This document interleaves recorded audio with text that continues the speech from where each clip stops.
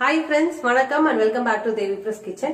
இன்னைக்கு பாத்தீங்கன்னா மாவு ரெசிபி தான் பார்க்க போறோம். தோசை மாவு, இட்லி மாவு ரெண்டுமே காட்ட போறேன். தோசை மாவு பாத்தீங்கன்னா இந்த கார அரிசி, புட்டு அரிசி சொல்லுவாங்க இல்லையா? சோ அதை ஊற வச்சுதான் இன்னைக்கு தோசைக்கு நான் அரைக்க போறேன். அதே மாதிரி இட்லி பாத்தீங்கன்னா ரேஷன் அரிசியில தான் அரைக்க போறேன். ரேஷன் புழுங்கல் அரிசியில ரொம்பவே சாஃப்டா இருக்கும். அதே மாதிரி பாத்தீங்கன்னா வெள்ளையா இருக்கும். சோ சூப்பரா இருக்க போறது. ஃபுல்லா வீடியோ பாருங்க, கம்ப்ளீட் டீடைலோட இருக்க போது. நம்ம வீடியோ உங்களுக்கு பிடிக்கும்னு நினைக்கிறேன். வீடியோ பிடிச்சா மறக்காம கீழே இருக்க ஒரு லைக் பட்டன் மட்டும் தட்டி விட்டுருங்க. நம்ம சேனல் இப்பதான் ஃபர்ஸ்ட் டைம் நீங்க பாக்குறீங்கன்னா மறக்காம சப்ஸ்கிரைப் பண்ணிடுங்க. வாங்க வீடியோக்குள்ள போகலாம். எந்த கப்பில் வேணாலும் மெஷர் பண்ணிக்கோங்க. நான் பார்த்தீங்கன்னா இந்த காப்படியில் தான் எடுத்துக்க போகிறேன். இதில் ஒரு காப்படி ஃபுல்லாக நல்லா கோபுரமாக வர அளவுக்கு இந்த கார அரிசி, புட்டரிசியை நான் வந்து யூஸ் பண்ண போகிறேன். ஸோ ஒரு காப்படி ஃபுல்லாக கம்ப்ளீட்டாக எடுத்து போகுது. கொஞ்சம் அழுக்கெல்லாம் இருக்கும், சுத்தமாக நல்லா க்ளீன் பண்ணணும். ஸோ பண்ணிவிட்டு அதுக்கப்புறம் யூஸ் பண்ணிக்கோங்க. நல்லா கோபுரமாக நான் எடுத்திருக்கேன். இது ஒரு பவுலில் நம்ம ட்ரான்ஸ்ஃபர் பண்ணிக்கலாம். அடுத்து பார்த்தீங்கன்னா நான் வந்துட்டு கம்பு எடுக்க போகிறேன். கம்பு வந்து ஒரு 3/4 காப்படி வர அளவுக்கு சேர்த்துக்க போகிறேன் நான் இதில். ஸோ இதுவும் சேர்த்துக்கலாம். இது தோசை ரொம்ப சூப்பராக வருங்க, நல்லா கிறிஸ்பியாக இருக்கும். அதே மாதிரி வாசனையாக நல்லாயிருக்கும். ரொம்ப ஹெல்த்தியான தோசை ரெசிபி தான் இது. ஸோ இதில் ஒரு 3/4 காப்படி அளவுக்கு நான் சேர்த்துருக்கேன். அடுத்து பார்த்திங்கன்னா சோளம் ஒரு 1/4 காப்படி அளவுக்கு நான் எடுத்துக்க போகிறேன். நீங்கள் எந்த கப்பில் மெஷர் பண்ணுறீங்களோ பண்ணிக்கோங்க, பட் அதுவே கான்ஸ்டண்ட்டாக வச்சுக்கோங்க. இதில் ஒரு 1/4 காப்படி அளவுக்கு நான் வந்துட்டு சோளம் எடுத்துக்க போகிறேன். மில்லட் ரெசிபி, நம்ம மில்லட் தோசை, இட்லி மாவு ரெண்டுமே நம்ம சேனலில் நான் போஸ்ட் பண்ணியிருக்கேன். நீங்கள் இது வரைக்கும் செக் பண்ணலன்னா கீழே டிஸ்கிரிப்ஷன் பாக்ஸில் லிங்க் கொடுக்குறேன், செக் பண்ணி பாருங்கள். மேலே ஐ கார்ட்லேயும் கொடுக்குறேன், நீங்கள் செக் பண்ணிக்கோங்க. ஒரு 1/4 காப்படி அளவுக்கு நான் சோளம் எடுத்துருக்கேன். ஸோ இதெல்லாம் நல்லா கம்ப்ளீட்டாக வாஷ் பண்ணணும். கம்பெல்லாம் நல்லா தூசி இருக்கும். ஸோ வாஷ் பண்ணிவிட்டு நல்லா தண்ணி போட்டுட்டு நான் உங்களுக்கு காட்டுறேன் நான். இப்போ பார்த்திங்கன்னா ஒரு 1/4 கப் அளவுக்கு உளுந்து போதும் இந்த தோசை ரெசிபிக்கு. அதுக்கப்புறம் வெந்தயம் கொஞ்சம் நல்லா சேர்த்துக்கோங்க. நல்லா கிறிஸ்பியாக, நல்லா வாசனையாக, நல்லா கிறிஸ்பியாக மொறுன்னு இருக்கும். அதுக்காக ஒரு 1.5 டேபிள் ஸ்பூன் அளவுக்கு நான் வெந்தயம் ஊற வச்சுருக்கேன். எல்லாமே கம்ப்ளீட்டாக வாஷ் பண்ணிவிட்டு ஒரு 6 ஹவர்ஸ் ஊறட்டும். அதுக்கப்புறம் நம்ம கிரைண்டரில் போட்டுடலாம். உளுந்து மட்டும் பார்த்திங்கன்னா நான் ஃப்ரிட்ஜுக்குள்ளே எடுத்து வச்சுருவேன். கொஞ்சம் சில்லு நாட்டினா தான் நல்லாயிருக்கும். ஸோ அடுத்து பார்த்திங்கன்னா இட்லிக்கு பார்த்திங்கன்னா ஒரு 3/4 காப்படி அளவுக்கு நான் இட்லி அரிசி எடுத்திருக்கேன். அதுக்கப்புறம் பார்த்தீங்கன்னா இது வந்து ரேஷன் புழுங்கல் அரிசி, இதுவும் நான் 3/4 காப்படி அளவுக்கு எடுத்துக்கிறேன். ஸோ இதையும் எடுத்துக்கலாம். நம்ம 3/4 காப்படி ரெண்டுமே ஈக்குவல் அமௌண்ட்டில் எடுத்துப்போம். நல்லா கலராக வருங்க அது. ஸோ இது நல்லா கம்ப்ளீட்டாக வாஷ் பண்ணிவிட்டு நல்லா தண்ணி போட்டு எடுத்து வச்சுருக்கேன். ஸோ இதில் ஒரு 1/2 காப்படி அளவுக்கு பார்த்திங்கன்னா நான் வந்துட்டு உளுந்து எடுத்திருக்கேன். ஒரு டீஸ்பூன் அளவுக்கு வெந்தயமும் சேர்த்துக்கலாம். ஸோ இதையும் நல்லா கம்ப்ளீட்டாக வாஷ் பண்ணிவிட்டு நல்ல தண்ணி போட்டு எடுத்து வச்சுருக்கேன். இது வந்து ஒரு ஆமணக்கு கொட்டைங்க இது. இதில் ஒரு 4 கொட்டை மட்டும் எடுத்துக்க போகிறேன். இது ரொம்ப சாஃப்டாக வர வைக்கும் நமக்கு இட்லி. அதே மாதிரி கலராகவும் இருக்கும். ஸோ இது மாதிரி உடச்சிங்கன்னா உள்ளே வந்துட்டு ஒரு ஒயிட் கலரில் சீட் இருக்கும். அதை மட்டும் நம்ம தனியாக எடுத்துக்கலாம். அதை வாஷ் பண்ணிவிட்டு நம்ம ரைஸோடவே ஆட் பண்ணிடலாம். ஒரு 4 கொட்டை போடுங்க. நான் பண்ண குவான்டிட்டிக்கு ஒரு 4 சீட்ஸ் போகிறோம். ஸோ இது இந்த மாதிரி பீல் பண்ணிங்கன்னா மேலே இருக்க ஷெல்லை இந்த மாதிரி நமக்கு உள்ளே ஒயிட் கலரில் கிடச்சிரும். அது நம்ம ரைஸோடு ஆட் பண்ணிக்கலாம் வாஷ் பண்ணிவிட்டு. ஸோ அப்படிதாங்க கம்ப்ளீட்டாக 6 ஹவர்ஸ் ஊறியாச்சு. ஸோ நான் இப்போ கிரைண்டர் போடணும்.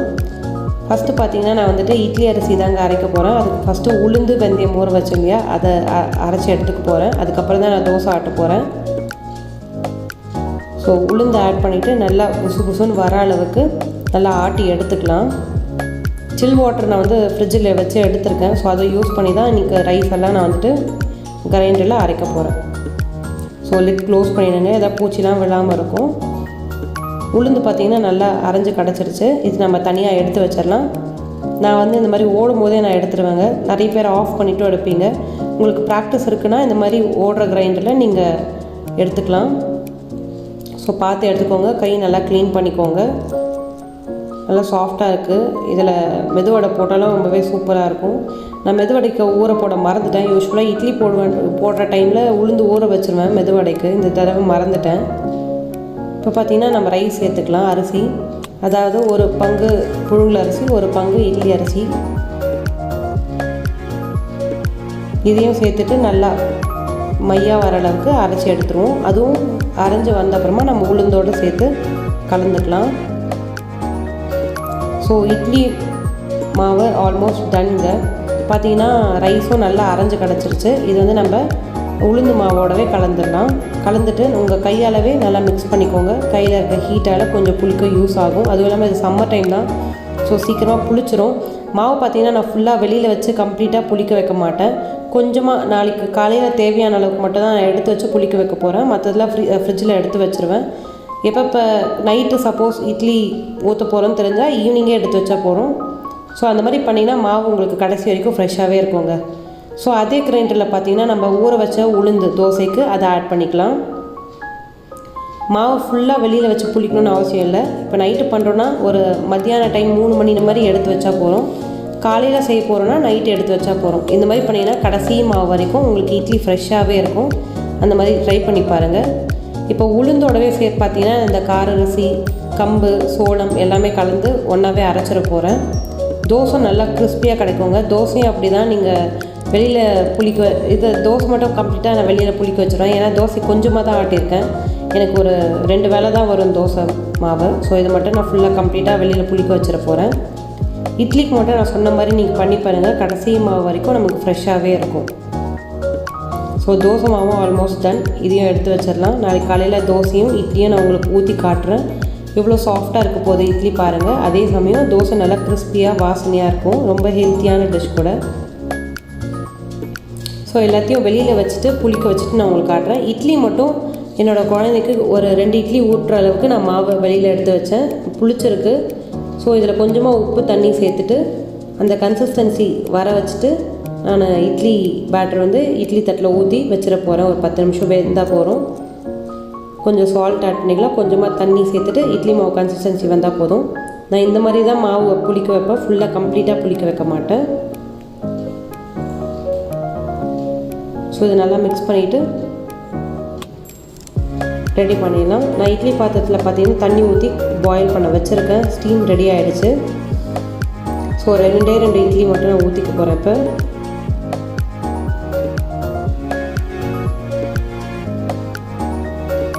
எங்களுக்கு பார்த்தீங்கன்னா நான் அந்த கார அரிசியில் பண்ண தோசை தான் ஊற்ற போகிறேன். தொட்டுக்கு பார்த்தீங்கன்னா தக்காளி ஊறுகாய், புதினா சட்னி தான் வச்சுருக்கேன். நல்லா இருக்குங்க. இட்லி ரொம்ப சாஃப்டாக இருக்கும். அதே சமயம் வெள்ளையாகவும் இருக்கும். ஸ்டீம் கொதிச்சிட்ருக்கு. நம்ம இட்லி பேட்டரை எடுத்து உள்ளே வச்சிடலாம். நம்ம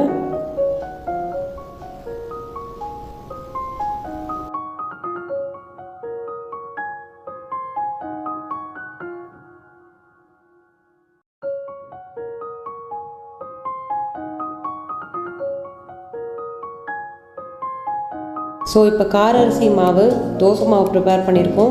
இது ஒரு 2 வேளையில எங்களுக்கு முடிஞ்சிருங்க. இது மாவு நல்லா பொங்கி வந்திருக்கு, நல்லா புளிச்சிருக்கு. இதில் கொஞ்சம் உப்பு மட்டும் சேர்த்தா போகிறோம். ஏன்னா கொஞ்சம் தண்ணியாக தான் இருக்குது. தோசை மாவு பாத்திரத்துக்கு கொஞ்சம் தண்ணி சேர்த்தா மட்டும் போதும். இது உப்பு ஆட் பண்ணிவிட்டு நல்லா மிக்ஸ் பண்ணிடலாம். நல்லா இருக்குங்க, வாசனையாக இருக்குது கம்பு சேர்த்தது. ஸோ உப்பு தேவையான அளவுக்கு ஆட் பண்ணிவிட்டு தண்ணி சேர்த்துட்டு தோசை மாவு கன்சிஸ்டன்சி வர வச்சிடலாம். கல் பார்த்திங்கன்னா ரெடியாக இருக்குது, ஹாட்டாக ரெடியாக இருக்குது. ஸோ நம்ம தோசை ஊற்ற வேண்டியதான். கல் நல்லா சூடாக இருக்குங்க. ஸோ நம்ம தோசை ஊற்றிடலாம். நல்லா கிறிஸ்பியாக இருக்குங்க தோசை. ரொம்ப ஹெல்த்தியானது கூட. ஸோ யூஸ்வலாக நம்ம ரைஸ்லேயே பண்ணுற தோசையை விட இந்த மாதிரி கொஞ்சம் மில்லட், இந்த மாதிரி கொஞ்சம் கார அரிசி, இந்த மாதிரி டிஃப்ரெண்ட்டாக ட்ரை பண்ணுங்கள்.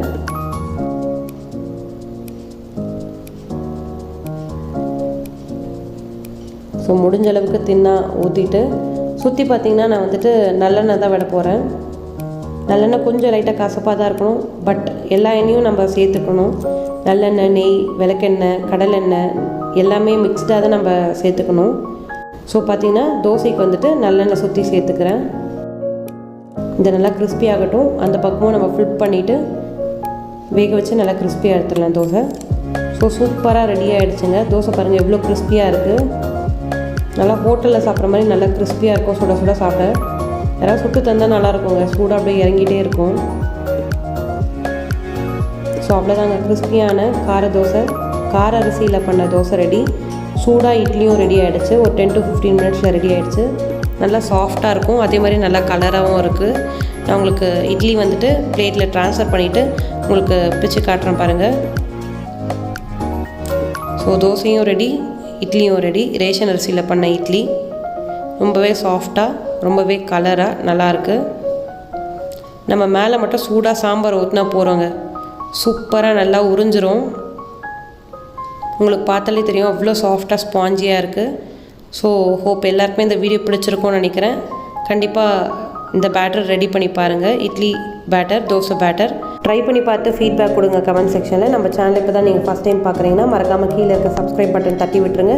கூடவே பக்கத்தில் இருக்க பெல் ஐக்கான் கிளிக் பண்ணிக்கோங்க. அப்போ தான் நான் போடுற அப்டேட்ஸ் உங்களுக்கு உடனுக்குடன் வந்துகிட்டே இருக்கும். நன்றி.